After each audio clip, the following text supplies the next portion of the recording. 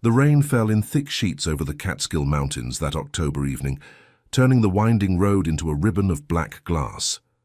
Margaret Evans gripped the steering wheel of her silver sedan, her knuckles white against the leather.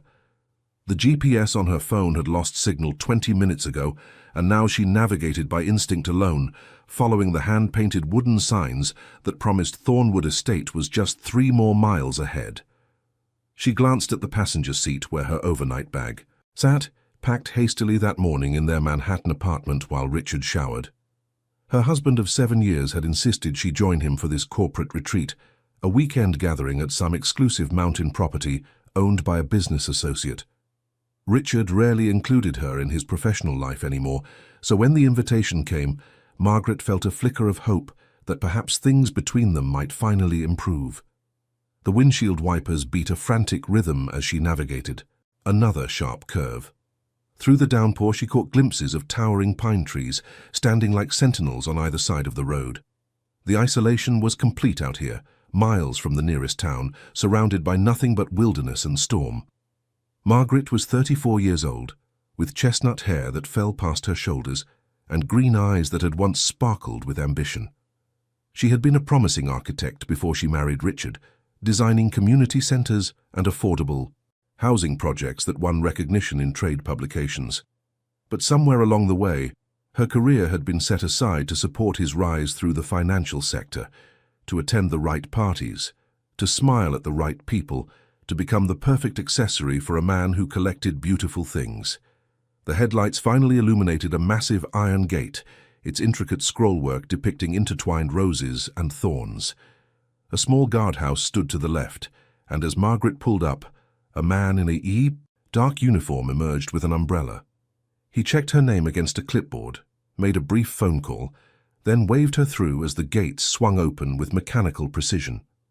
The driveway wound through manicured grounds for nearly half a mile before Thornwood Estate revealed itself. Margaret's breath caught in her throat. The mansion rose from the storm like something from another century, a sprawling stone structure with Gothic arches and tall windows that glowed with warm golden light. Cars were already parked in the circular drive, luxury vehicles she recognized from Richard's world, the kind that cost more than most people earned in a decade. She parked near the entrance and gathered her things, making a dash through the rain to the covered portico. The massive oak doors opened before she could knock, and a formally dressed butler welcomed her inside with practiced elegance. The foyer took her breath away. Marble floors reflected the light from a chandelier that must have held 1,000 crystals. A grand staircase swept upward to the second floor, and everywhere she looked there were fresh flowers, priceless artwork, and the kind of understated luxury that announced its own importance through restraint rather than excess. Richard appeared from a doorway to her left, a champagne flute already in his hand. He was handsome in that polished way that came from expensive grooming and careful attention to appearance, his silver-streaked dark hair perfectly styled, his charcoal suit tailored to emphasize his athletic build, but his smile, Margaret noticed, did not reach his eyes. He kissed her cheek perfunctorily. His breath smelled of alcohol, and she realized he had already been drinking for some time. Richard guided her toward the main salon, where perhaps 30 guests mingled beneath another spectacular chandelier. Margaret recognized faces from newspaper society pages and financial news programs, the kind of people who shaped markets and influenced policy without ever appearing in the spotlight. Richard introduced her to various colleagues, though introduced was perhaps too generous a word. He presented her, the way one might present a new watch or a vintage wine, something to be admired briefly before the conversation moved on to more important matters. Margaret smiled and nodded, and said the appropriate things, while inside she felt herself growing smaller with each passing minute. The evening's host had not yet appeared, though his presence was everywhere. The guests spoke of him in reverent tones, referring to someone named Dante, a man whose influence apparently extended far beyond mere business. Margaret caught fragments of conversation, mentions of ventures in shipping, real estate, and import operations that spanned continents. Whoever this Dante was, he commanded respect that bordered on fear. Dinner was announced at 8, and the guests filed into a formal dining room that could have hosted royalty. The table stretched nearly 40 feet, set with china and crystal that sparkled under yet another magnificent chandelier. Margaret found her place card near the middle of the table, while Richard was seated several chairs away, next to a young blonde woman, whose dress left very little to imagination. The seat at the head of the table remained empty, as servants began pouring wine and presenting the first course. Margaret studied the faces around her, noting the nervous glances toward that vacant chair. The way conversation remained deliberately light, as if everyone was waiting for permission to speak freely. Then the room fell silent. Margaret turned to see a man entering through a private door near the head of the table. He was perhaps 45, with dark hair silvered at the temples, and eyes the color of storm clouds. His features were striking rather than conventionally handsome, with high cheekbones, a strong jaw, and a slight scar that traced along his left eyebrow. He wore a perfectly fitted black suit with no tie, the top button of his white shirt undone in a way that suggested comfortable authority rather than carelessness. This was Dante Rossi. He moved with the quiet confidence of a man who had never needed to announce his presence, because every room simply made space for him. As he took his seat, he nodded to various guests, his gaze moving around the table with sharp attention. When those storm-grey eyes met Margaret's, she felt something shift in her chest, a recognition she could not explain, as if some part of her had been waiting for this stranger without knowing it. Dante raised his glass. His voice was deep and smooth, carrying easily without effort. He welcomed his guests to Thornwood, spoke briefly about the weekend's agenda of business discussions and relaxation, and then toasted to profitable partnerships and enduring friendships. Everyone drank. The meal proceeded through 7 courses, each more exquisite than the last. Margaret found herself stealing glances toward the head of the table, studying Dante Rossi with the same analytical eye she had once used to examine architectural blueprints. There was something contained about him, a stillness that suggested immense power held carefully in check. When he spoke, others leaned in to listen. When he listened, others felt the weight of his complete attention. Richard, meanwhile, was growing louder with each glass of wine. His laughter carried too far, his gestures became too expansive, and his attention remained fixed on the blonde woman beside him. Margaret watched her husband touch the woman's arm, lean close to whisper in her ear, and she felt not jealousy, but a profound weariness, as if she had been carrying a heavy stone for years, and only now realized she could simply set it down. After dinner, the guests retired to various sitting rooms for cognac and conversation. Margaret excused herself, claiming fatigue from the drive, and found a quiet library on the second floor where she could be alone with her thoughts. The room was magnificent, floor-to-ceiling shelves filled with leather-bound volumes, a fireplace crackling warmly, and tall windows that looked out over the storm-swept mountains. She selected a book at random and settled into a wingback chair near the fire, though she could not focus on the words. Her mind kept returning to Richard, to the empty ritual their marriage had become, to the dreams she had abandoned one compromise at a time, until she no longer recognized the woman she saw in mirrors. She did not hear the door open, but suddenly she knew she was no longer alone. Margaret looked up to find Dante Rossi standing in the doorway, a tumbler of amber liquid in his hand, those storm-grey eyes studying her with frank curiosity. He apologized for intruding. His voice was different when he was not addressing a crowd, softer and somehow more intimate, as if he were sharing a secret rather than making conversation. He explained that this library was his personal retreat during these gatherings, a place where he could escape the performance of hosting. Margaret started to rise, to leave him to his sanctuary, but Dante gestured for her to remain. He crossed the room with that contained grace and took the chair opposite hers, settling into it with the ease of a man completely comfortable in his own domain. They began to talk. It started with books, since she held one in her hands. Dante spoke of literature with unexpected passion, revealing a mind that ranged from classical philosophy to contemporary fiction. Margaret found herself drawn into the conversation, sharing her own favorites, debating interpretations, laughing at his dry observations about certain overpraised authors. An hour passed without her noticing. Then another. The storm continued to rage outside, but within this warm room, something gentle was taking shape. Dante asked about her life, her work, her interests, and he listened with that complete attention she had observed at dinner, as if nothing existed in the world except her words. Margaret heard herself speaking truths she had not shared with anyone, not even herself. She spoke of the architecture career she had set aside, the designs still locked in her mind, the buildings she had imagined that would never exist. She spoke of feeling invisible in her own life, of smiling so long her face had forgotten any other expression, of lying awake at night, wondering how she had become a ghost haunting her own story.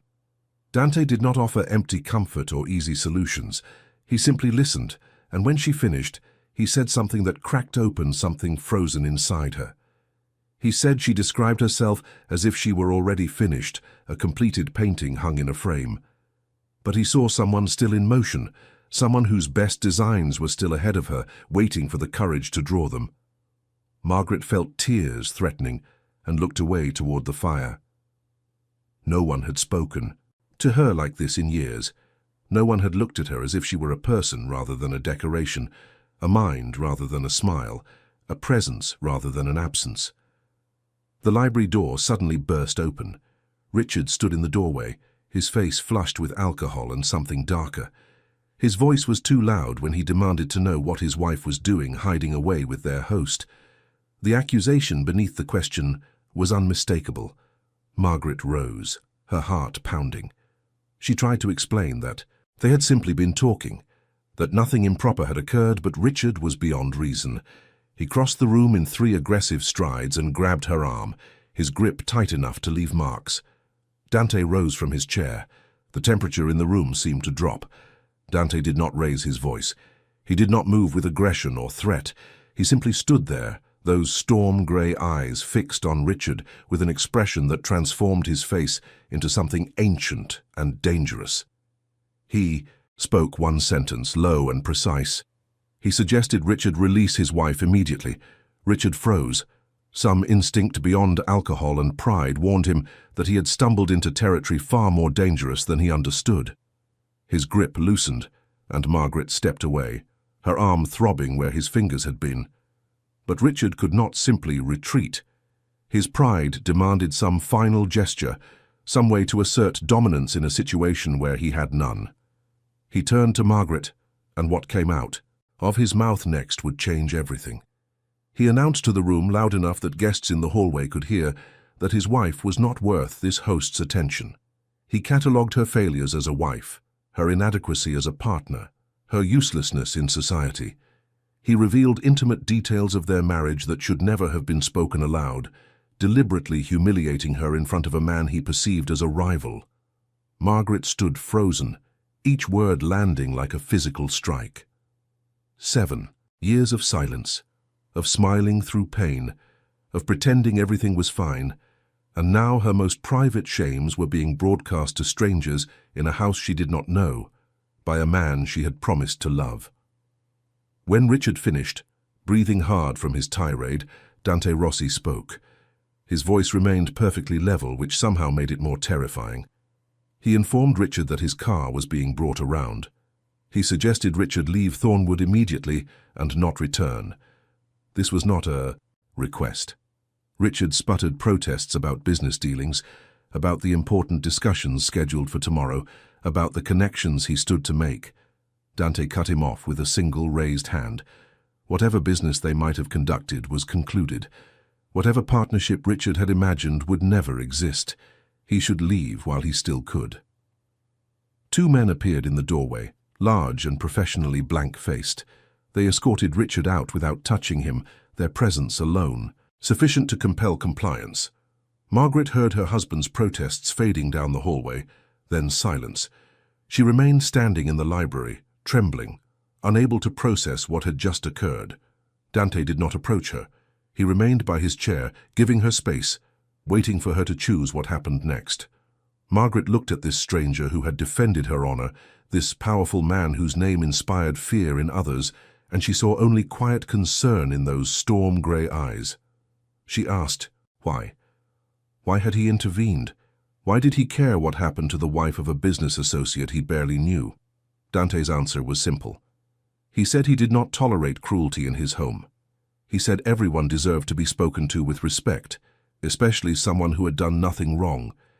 He said some men revealed their true nature only when they believed they held power. And what Richard had revealed was something Dante would not permit under his roof. Margaret sank back into her chair, the adrenaline draining from her body and leaving exhaustion in its wake. She asked what she should do now. Her husband had the car. Her phone had no signal. She was stranded in the mountains during a storm with no way to leave.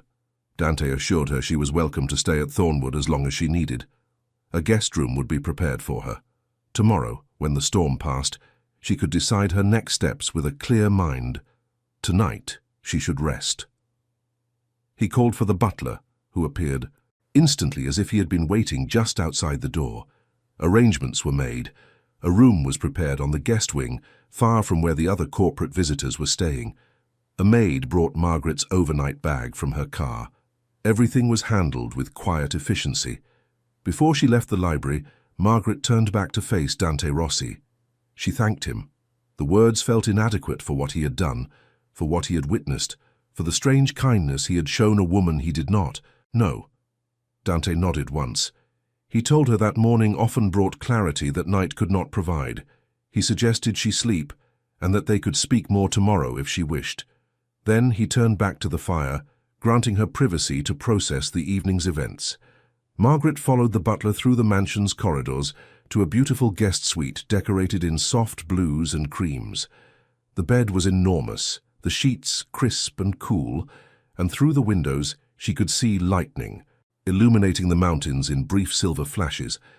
She stood at the glass for a long time watching the storm, feeling as if she too had been illuminated by something unexpected. Her marriage was over. She had known it for years, perhaps, but tonight had made it impossible to pretend otherwise. The man she had married had become someone capable of deliberately humiliating her before strangers, of trying to diminish her value so that no one else would see worth in her. That was not love. That was not even partnership. That was ownership, and Margaret was finished being owned. She slept fitfully, her dreams tangled with images of rain and fire and storm-grey eyes that saw through pretense to truth beneath. When she woke, the storm had passed, and pale autumn sunlight streamed through the windows. The mountains beyond were draped in mist, beautiful and mysterious, and Margaret felt something she had not experienced in years. She felt hope. Check if you're already subscribed to this channel. If you are not, consider joining us now, because here we tell stories that touch the soul, stories of courage and transformation that remind us we are never truly alone. Subscribe and become part of this community of hearts. The morning brought unexpected normalcy. Margaret showered and dressed in the simple clothes she had packed, then made her way downstairs following the scent of fresh coffee. She expected awkwardness, expected to feel like an intruder among guests who had witnessed her humiliation the night before. Instead, she found the breakfast room nearly empty. The butler explained that most guests had departed early. The business discussions had been cancelled. Only a few remained, and they were occupied with their own affairs elsewhere in the estate. Margaret ate alone by a window overlooking the gardens, watching groundskeepers tend to storm damage among the roses. The food was exquisite. Fresh fruit and warm pastries and eggs prepared exactly as she liked them, though she could not remember telling anyone her preferences. Every detail at Thornwood seemed anticipated, every comfort provided before the need arose. She was finishing her second cup of coffee when Dante Rossi appeared in the doorway.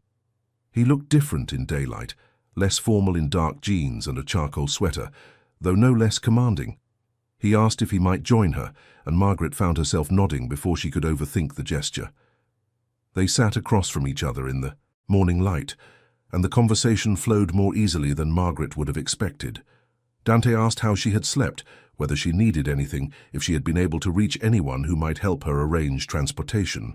His concern seemed genuine, absent of any ulterior motive she could detect. Margaret admitted she had not yet called anyone. She did not know who to call.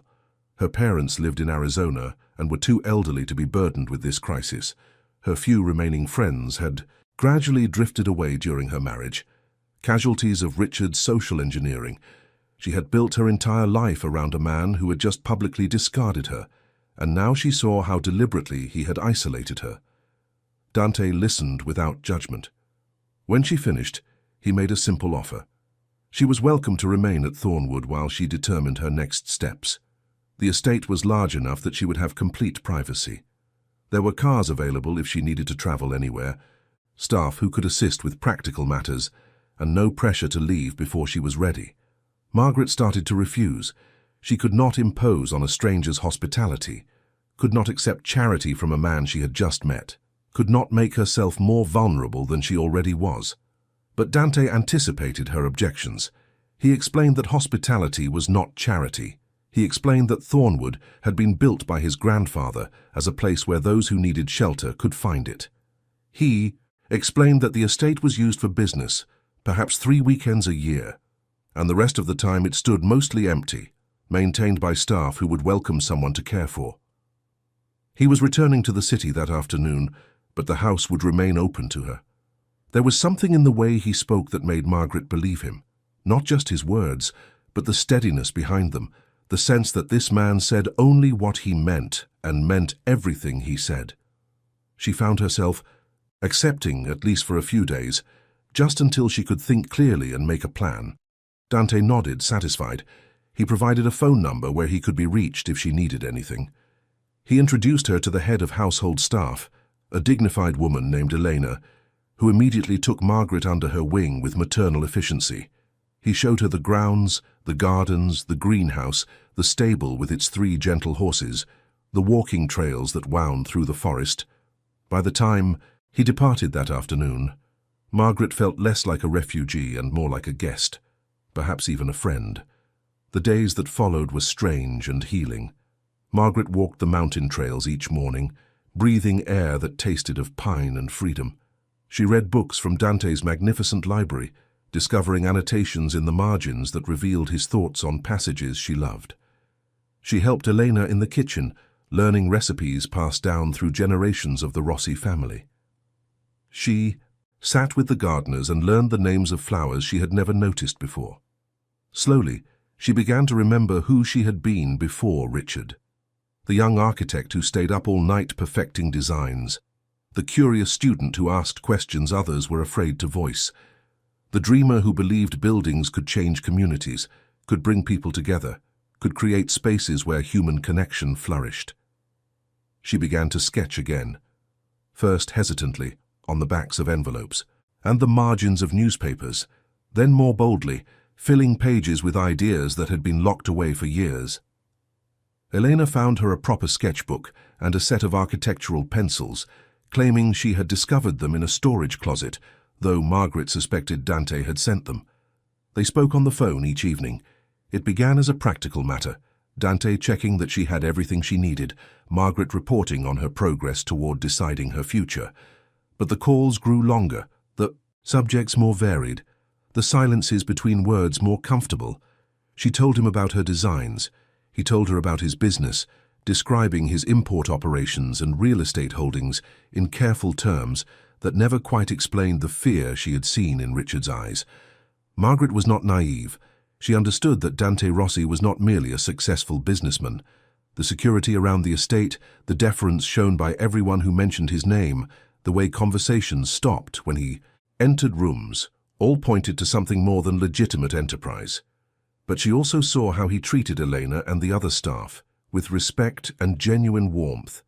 She saw how he spoke about the local community, the scholarships he funded, the hospital wing he had built in his mother's memory. Whatever else Dante Rossi might be, he was not the villain of her story. 2 weeks passed. Margaret had spoken to a lawyer in the city, had begun the process of extricating herself from her marriage. Richard had apparently disappeared into his own spiral. Whether of shame or anger she did not know and did not care. The apartment in Manhattan was in his name, but she discovered that she still had some savings Richard had not known about, enough to start over somewhere modest. She began researching small apartments, looking at job listings, imagining a life that was entirely her own. On the 15th day, Dante returned to Thornwood. He arrived in the late afternoon, just as the autumn sun was painting the mountains in shades of gold and amber. Margaret was in the garden, sketching the old stone wall that bordered the rose beds, when she heard the car approach. She looked up to see him walking toward her across the lawn, and something in her chest that had been dormant for years began to wake. They had dinner together that evening, just the two of them, in a small dining room she had not known existed. The conversation flowed like water, finding its natural course, touching on philosophy and music, and the nature of home. Dante asked to see her sketches, and Margaret found herself sharing ideas she had never shown anyone, designs for community spaces and affordable housing and parks where children could play safely. He studied each page with serious attention, asking questions that revealed his own understanding of architecture and urban planning. When he finished, he looked at her with those storm-grey eyes and said something that made her heart stop. He said he owned several properties in the city that needed redevelopment. He said he had been looking for an architect who understood that buildings were not just structures, but statements about human dignity. He said he would like to offer her a commission, a real project with real budget and real creative freedom, if she was interested. Margaret's first instinct was to refuse. This felt too much like charity, too much like being rescued again. But Dante seemed to anticipate this objection as well. He slid a folder across the table.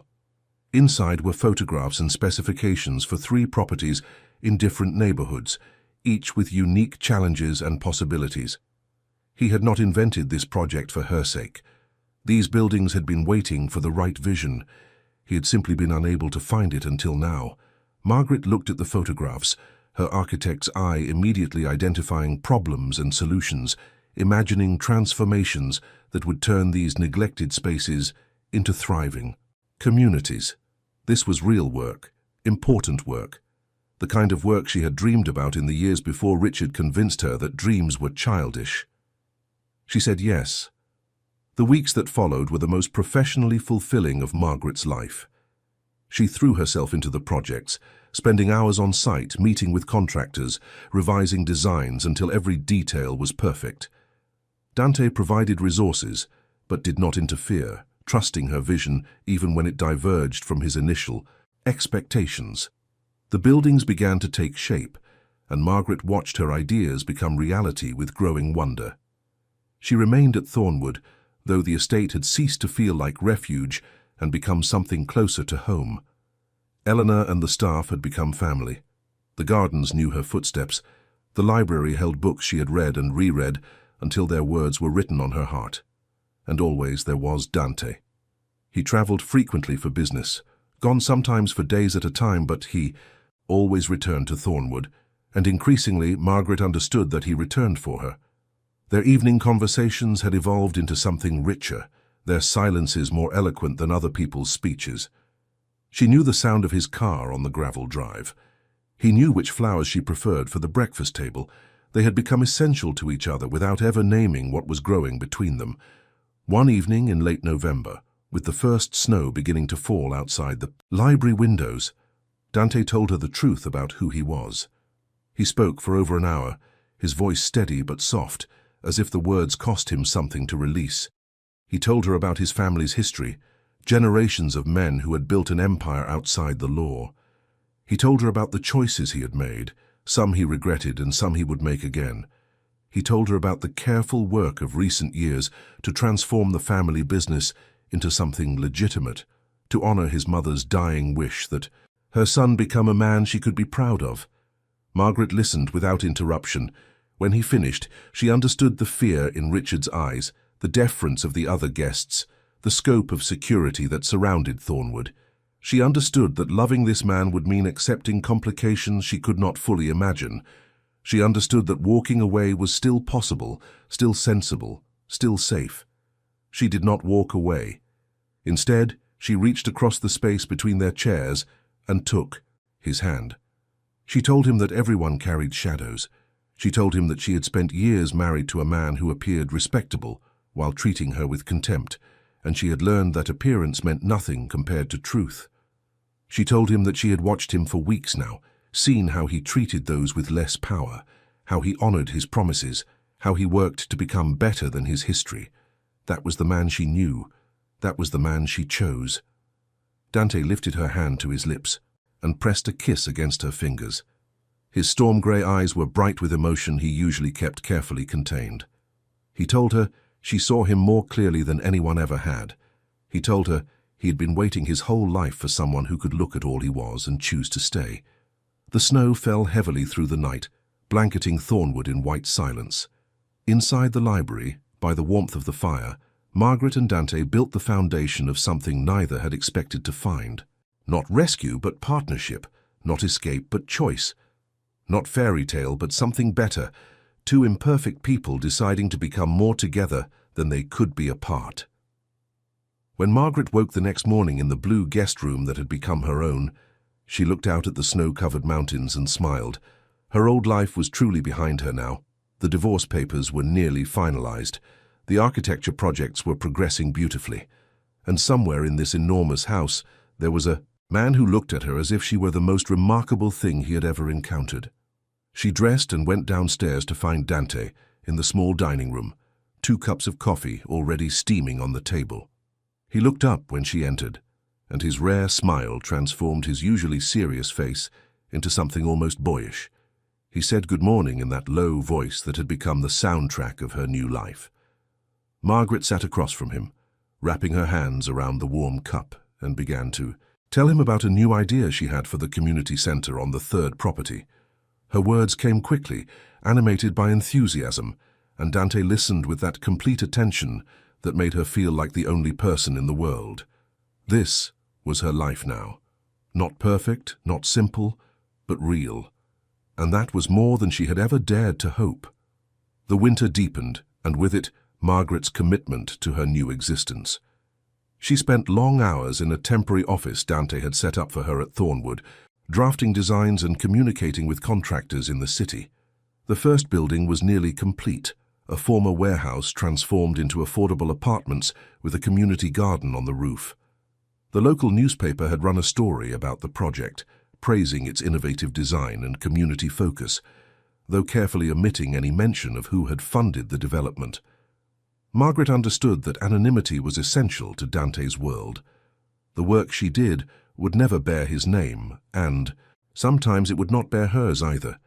But she could see the impact in the faces of families who toured the new apartments, in the children who would play in parks she had designed, in the seniors who would gather in community rooms she had imagined. That was enough. That was more than enough. Dante's business continued to demand his attention, though he shared more details with her now.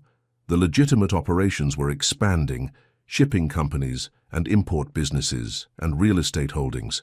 That produced genuine profit, without the shadows of his family's past. The transformation was gradual but real, old relationships carefully concluded, new partnerships built on different foundations. Not everyone welcomed this change. Margaret learned that Dante had rivals who saw his legitimization as weakness, competitors who had operated in the same shadows and resented his departure from that world. There were threats sometimes, veiled warnings delivered through intermediaries, but Dante handled them with the same contained competence he brought to everything. He never seemed afraid, and gradually Margaret stopped being afraid for him. The divorce from Richard was finalized in January, on a day when the sky was clear and cold and the sun sparkled on fresh snow. Margaret signed the final papers in a lawyer's office in the city, then walked out into the bright afternoon feeling lighter than she had in years. She was free, legally, officially, completely free. She took the train, back to the mountains that evening, watching the city lights give way to darkness and then to the softer glow of small towns along the Hudson. When she arrived at Thornwood, Dante was waiting in the foyer, though she had not told him which train she would take. He always seemed to know when she was coming home. He took her coat and handed her a glass of champagne. In the library, where they had first truly spoken, he had arranged a small celebration. Eleanor had prepared her favorite dishes. There were flowers everywhere, the winter roses she loved from the greenhouse, and on the mantel, propped against a first-edition volume of her favorite novel, was a small velvet box. Margaret's heart stopped. Dante did not kneel. That would have been too conventional for a man who seemed to reject convention at every turn. Instead, he stood before her in the firelight, those storm-grey eyes holding hers with unusual vulnerability, and spoke. He told her that he had spent his life accumulating power, because it was the only safety he knew. He told her that she had shown him a different kind of strength, the courage to rebuild rather than to destroy, to create rather than to control. He told her that Thornwood had never felt like home until she walked through its doors, and that he never wanted to spend another day without her in it. Then he opened the box. The ring was simple and stunning, an emerald surrounded by small diamonds, the green stone almost exactly the color of her eyes. Dante asked if she would consider, if she could imagine spending the rest of her life with a man who was still learning how to be worthy of her. Margaret laughed and cried and said yes. The engagement was quiet, known only to Elena and the Thornwood staff who had become Margaret's family. There would be no society announcements, no newspaper features, no elaborate parties. That kind of spectacle belonged to her old life with Richard. This new life was private and precious, and hers. She continued her work on the architecture projects, driven now by even greater purpose. Dante began delegating more responsibilities to trusted lieutenants, freeing himself to spend more time at Thornwood, more time with her. They took walks through the snowy forest, had long dinners by the fire, spent quiet evenings reading in the library that had first brought them together. Spring arrived slowly in the mountains, the snow retreating to reveal patches of brown earth, and then the first brave shoots of new growth. The gardens that had been dormant began to stir, and Margaret helped the groundskeepers plan the summer plantings, choosing flowers that would bloom in waves of color through the warm months. If at this moment you are feeling something in your heart, leave a comment saying, "This story is speaking directly to my soul." I want to know that you are here with me, sharing this journey of transformation and hope. The wedding was set for June, when the roses would be at their peak. Margaret wanted a small ceremony, just Elena and a few trusted friends, held in the garden she had come to love. Dante agreed to everything she wanted, claiming he cared only that she became his wife, not how the event was conducted. But first, there was something Margaret needed to do. She traveled to Arizona to see her parents, whom she had not visited in nearly 2 years. Richard had always found reasons to avoid her family, and eventually Margaret had stopped trying to overcome his objections. Now free of that constraint, she rented a car at the Phoenix airport and drove through the desert to the small retirement community where her parents had settled. They were older than she remembered, her father thinner and her mother more grey, but their eyes lit up when they saw her walking across the parking lot. Her mother cried. Her father pretended he was not crying. They held her and welcomed her and asked no questions about why she had stayed away so long. Over 3 days, Margaret told them everything. The slow dissolution of her marriage, the night at Thornwood, the transformation that had followed. She told them about Dante, carefully omitting the details that would only frighten them, emphasizing instead his kindness, his integrity, his devotion. She showed them photographs of her architecture projects, the buildings rising in the city, the communities taking shape around her designs. Her parents listened with the accepting love that had always characterized their family. Her father asked if she was happy, truly happy, and Margaret realized she could answer honestly for the first time in years. Yes, she was happy. She had found her way back to herself, and in doing so, she had found someone who saw and valued who she truly was. When she left Arizona, her parents promised to come to the wedding. Her mother began immediately researching what to wear, and her father quietly mentioned that he would be proud to walk her down the aisle again, if she wanted. Margaret returned to Thornwood feeling complete, in a way she had not experienced since childhood. All the fragmented pieces of her life were finally coming together, not into the picture she had once imagined, but into something better, something real. The wedding preparations accelerated as June approached. Eleanor took charge with the focused efficiency of a general marshalling troops. Flowers were ordered, menus planned, guest quarters prepared for the small number of attendees. Margaret, found a simple cream-colored dress in a vintage shop in the nearby town, and when she tried it on, Eleanor burst into tears and declared it perfect. Dante, meanwhile, was handling preparations of a different sort. The wedding would bring together people from different parts of his life, some of whom had never met. He spent hours on phone calls, smoothing relationships, ensuring that everyone understood the importance of this day and the necessity of keeping it peaceful. 1 week before the ceremony, an unexpected visitor arrived at Thornwood. His name was Vincent Caruso, and he was one of Dante's oldest associates, a man who had worked alongside the Rossi family for decades. He was perhaps 60, with silver hair and a face that bore the marks of a difficult life. But his eyes were sharp and his manner respectful as he asked to speak with Dante privately.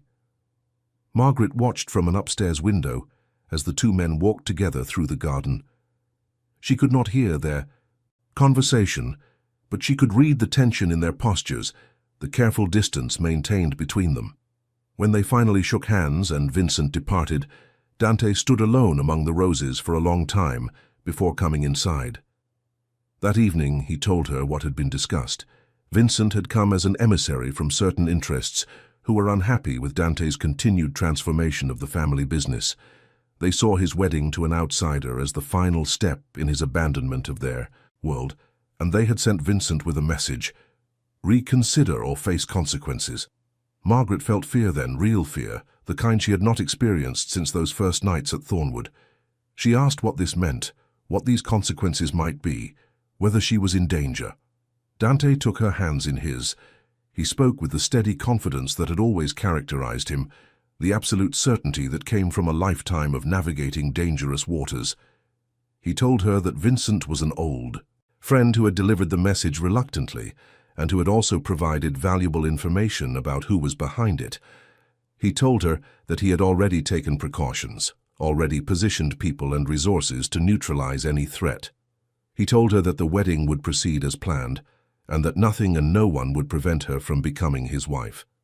Margaret believed him, not because she was naive or trusting by nature, but because she had seen what Dante was capable of, had watched him handle complications that would overwhelm lesser men.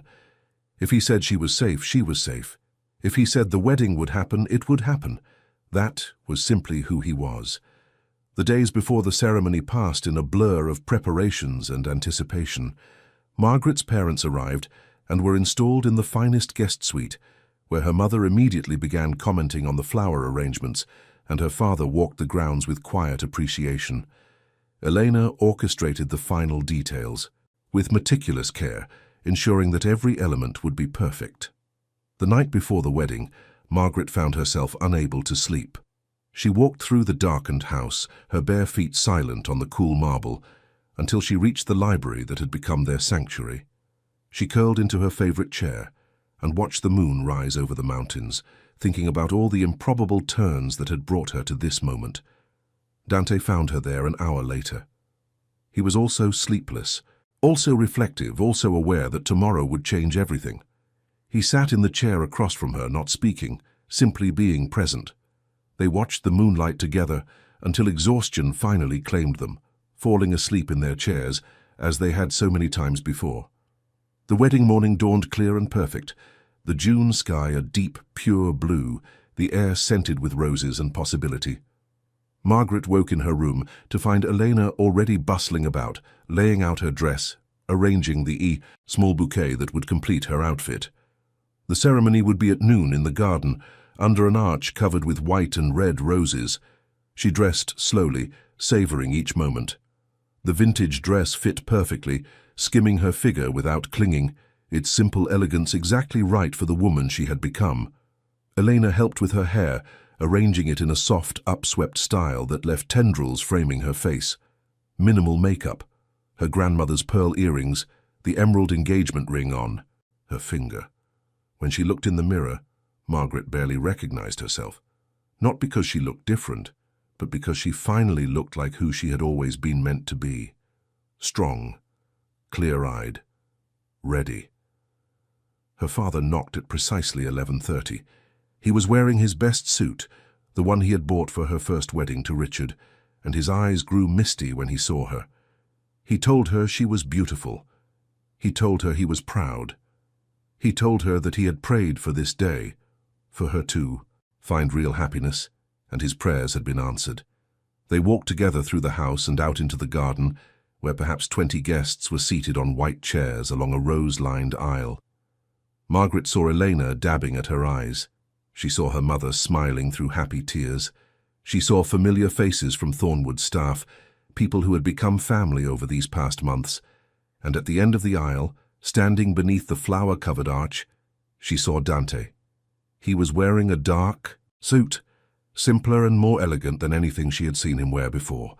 His silver-touched hair was perfectly styled. His storm-grey eyes were fixed on her with an intensity that made her breath catch. He looked like what he was, a powerful man made vulnerable by love, a man of shadows learning to live in light. The ceremony was brief and beautiful. They had written their own vows, and Margaret's voice trembled as she spoke of transformation and second chances and the courage to choose love over fear. Dante's voice was steady but soft, speaking of walls that had crumbled and sanctuaries that had formed, and a future he had never imagined until she walked into his life. When the officiant pronounced them married, Dante kissed her with a tenderness that made the small crowd sigh. Then they turned to face their guests as husband and wife, and Margaret felt something settle into place inside her, a rightness she had spent years searching for without knowing what she was looking for. The reception was intimate and joyful, good food and better wine and laughter that echoed through the garden. Margaret's mother pulled Dante aside at one point, and though Margaret could not hear their conversation, she saw her mother pat his cheek with approval. Her father and Dante shook hands with the solemnity of men who understand the weight of responsibility.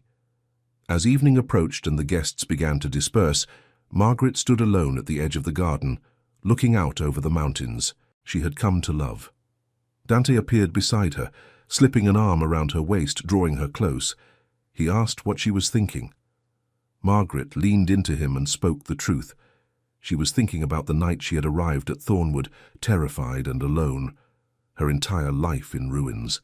She was thinking about the woman she had been then and the woman she was now. She was thinking about the impossible, improbable path that had led her to this moment, standing in a garden full of roses, married, to a man who saw her, truly saw her, for the first time in her life. Dante pressed a kiss to her temple. He said that path had led them both somewhere unexpected. He said he had built Thornwood as a fortress against the world, and she had turned it into a home. He said he had spent years accumulating power, and she had shown him that true strength was the willingness to be changed by love. They stood together as the sun set over the mountains, painting the sky in shades of gold and rose, and purple. The guests were gone. The garden was quiet except for birdsong and the distant murmur of the staff cleaning up. For this one perfect moment, the world held only the two of them and the future they would build together. The months following the wedding were the happiest of Margaret's life. She completed her architecture projects, watching the buildings fill with families and communities that thrived in spaces she had imagined. She began new designs, more ambitious than before, including a community center that would serve underprivileged neighborhoods with programs for children and seniors and everyone in between. Dante continued his work of transforming the family business, and with each passing month, the shadows retreated further. Old operations were concluded, old alliances dissolved, new ventures established on foundations of legitimacy. There were still complications, still people who resented his departure from their world, but he handled them with the same competence he brought to everything. Thornwood truly became home, not just a refuge, but a foundation for their life together. Margaret redesigned several rooms, adding her own aesthetic to spaces that had been unchanged for generations. She established a small studio in the East Wing, where she could work surrounded by the mountain views that had first captured her heart. She learned to ride the horses in the stable, overcoming a childhood fear with Dante's patient encouragement. They traveled occasionally, to cities where Dante had business, and to places they simply wanted to see together. Paris in autumn, Rome in spring, the coastline of Maine in summer, where they rented a small cottage and spent a week completely alone, cooking simple meals and walking beaches, and learning every detail of each other's histories. Margaret's parents visited twice, growing more comfortable with their daughter's unexpected new life. Her mother and Elena became unlikely friends, bonding over recipes and flowers and the shared project of caring for Margaret. Her father and Dante discovered a mutual appreciation for chess and single malt whiskey, spending evenings in the library, engaged in battles that seemed to satisfy some male need for competition. A year passed, then another. Margaret turned 37, then 38, watching herself age with equanimity in mirrors that had once reflected only anxiety. She was doing work she loved with a man who loved her, surrounded by people who had become family. The life she had once imagined, the prestigious Manhattan existence with Richard, seemed like a story about someone else, a cautionary tale about mistaking appearance for substance. And then, one morning in early spring, Margaret realized something had changed. She had been feeling different for weeks, tired in unfamiliar ways, sensitive to smells that usually did not bother her, emotional at unexpected moments. She mentioned it to Elena, who gave her a knowing look and suggested a simple test might explain everything. The test was positive. Margaret stood in the bathroom of the suite she shared with Dante, staring at the small plastic indicator, feeling the world reorganize itself around this new information. She was pregnant. After years of believing Richard's implications that she was somehow deficient, that her failure to conceive was her fault alone, her body had proven itself capable of this miracle with a man who actually loved her. She found Dante in his office, reviewing documents with the focused attention he brought to everything.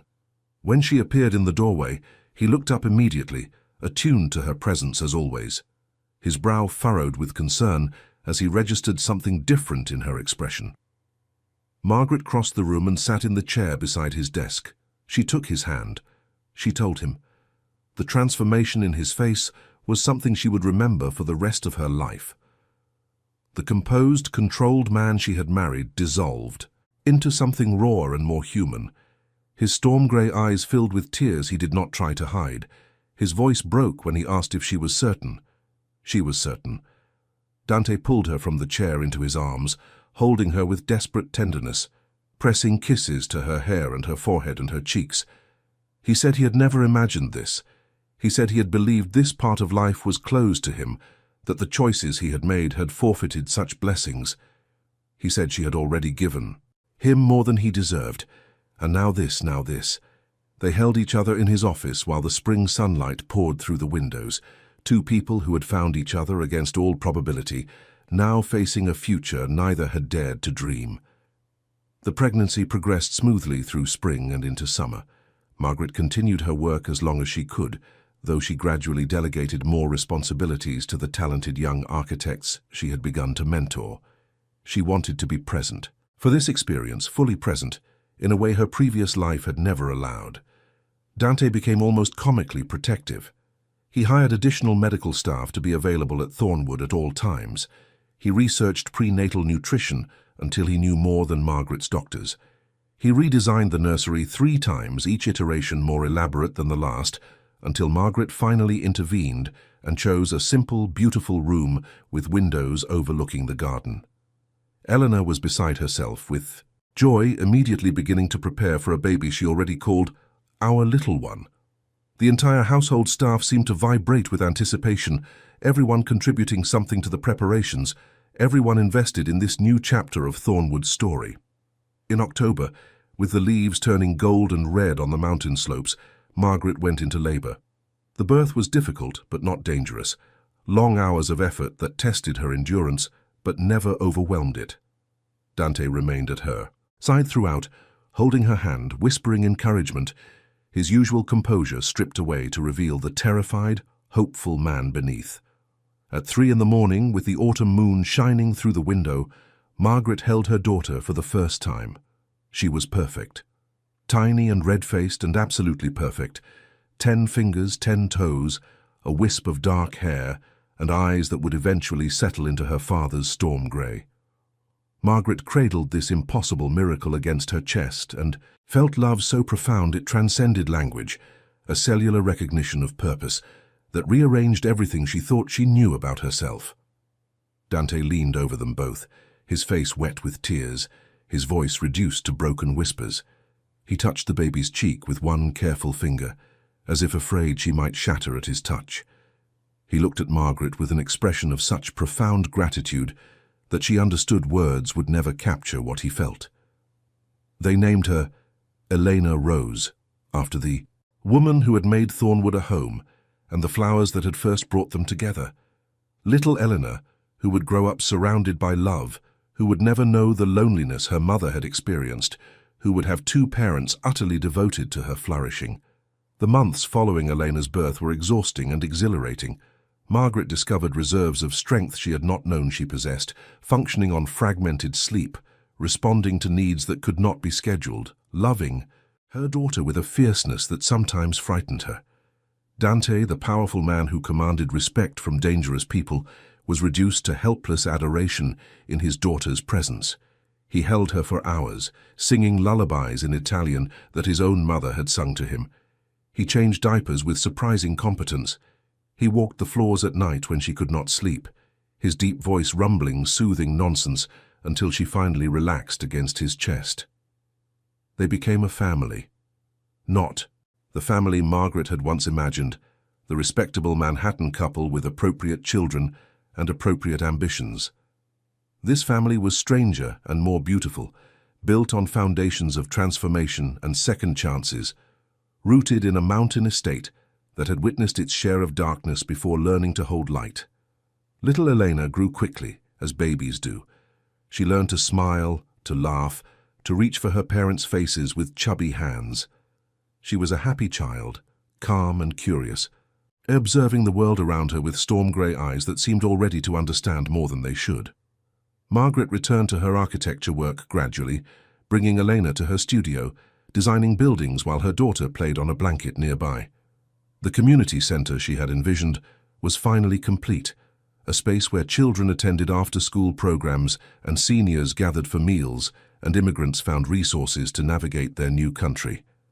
At the opening ceremony, which Margaret attended anonymously, she watched families use the space she had created and felt a satisfaction deeper than any award or recognition could provide. Dante's transformation continued as well. With a daughter to consider, the urgency of leaving his old world behind intensified.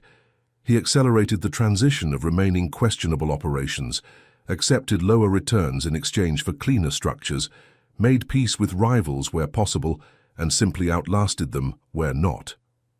By Elena's first birthday, the Rossi business interests were more legitimate than they had been in 3 generations, but the shadows of the past were not easily escaped.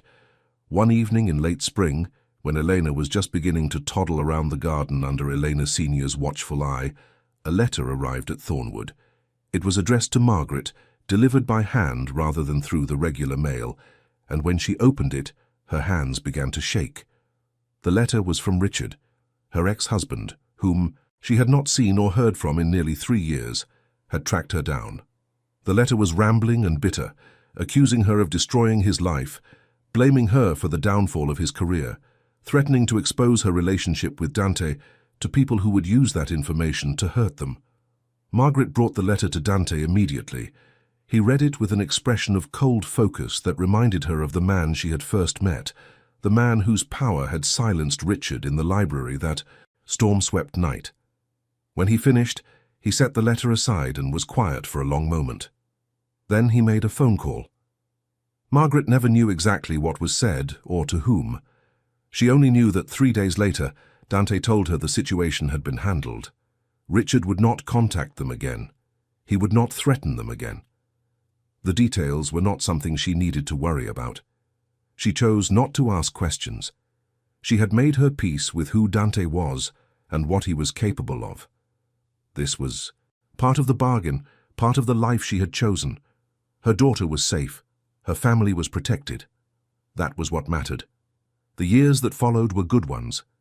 Elena grew into a bright, happy child, attending a small private school in the nearby town, making friends, learning to ride the horses, helping her grandmother Elena in the kitchen. She was curious about everything, filling notebooks with drawings and observations, asking questions that sometimes left her educated parents scrambling for answers. Margaret's architecture practice flourished.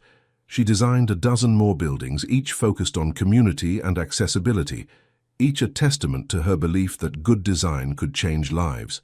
She won awards she did not seek and recognition she did not need, satisfied instead by the simple evidence that her work made difference in people's lives.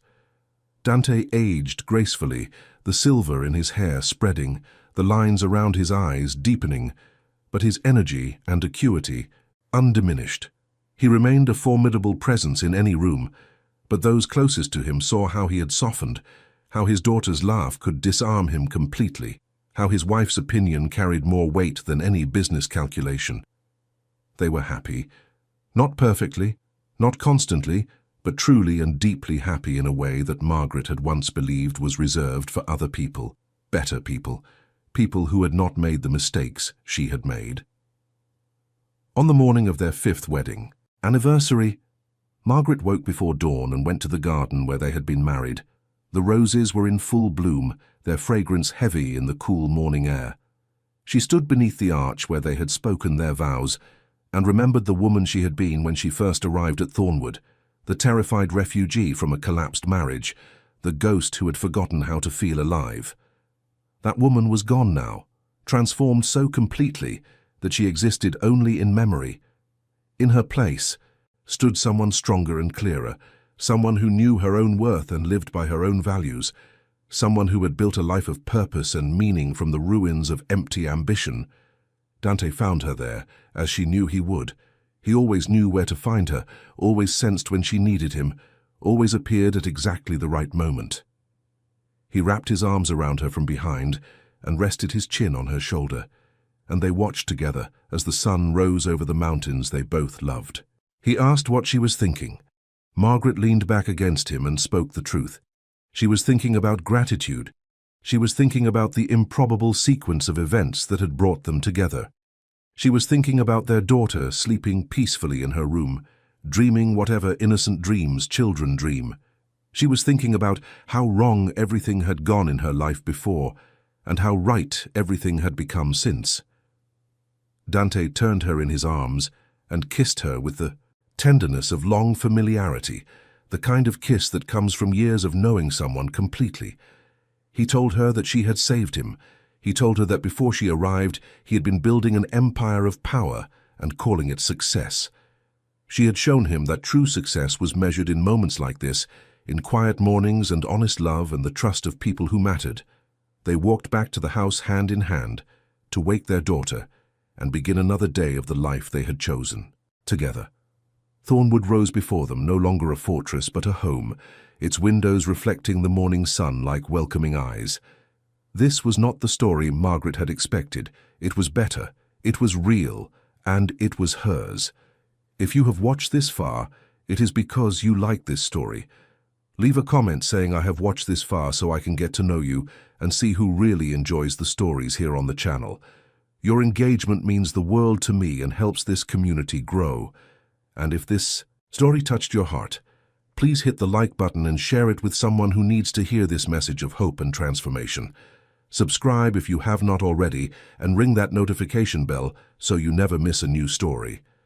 Because here on this channel we believe that everyone deserves a second chance. We believe that the right person can see through our failures to the potential underneath. We believe that love, real love, can transform not just relationships, but entire lives. Thank you for being here.